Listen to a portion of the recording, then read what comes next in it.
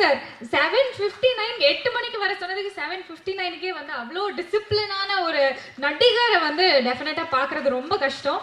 அந்த மாதிரி sir please. Sorry, அவ்வளோ டிசிப்ளின்டாக எல்லாம் நான் இல்லை.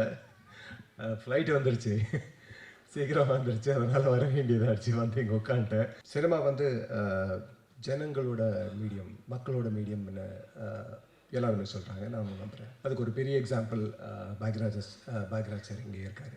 ஸோ மக்களுக்காக டெமோக்ரஸி மாதிரி மக்களுக்காக மக்களோட கதைகளை மக்களை எடுத்து அது மூலிமா நிறைய கேள்விகளை ரீவிசிட் பண்ணுற மாதிரி ஒரு மீடியம். இப்போது இந்த காலகட்டத்தில் நிறைய விஷயங்கள் மாறிட்டு இருக்கு.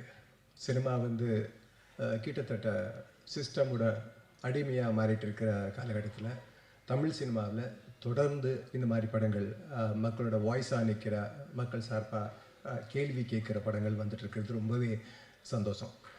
அந்த மாதிரி ஒரு படமாக ஐபிஎல் இருக்க போகிறதுங்கிறது எனக்கு அந்த அந்த படத்தில் ஒரு நடிக்க வாய்ப்பு கிடைச்சிருக்கிறது ஒரு பெருமை. To the whole team and thanks. Director and ப்ரொடியூசருக்கு நான் நன்றி சொல்லணும். அது இல்லாமல் வந்து அவங்க தைரியத்துக்கு ஜனங்க வந்து சப்போர்ட் கொடுப்பாங்கங்கிற ஒரு பெரிய நம்பிக்கையில் உங்கள் எல்லாருக்கும் நன்றி சொல்லிக்கிட்டு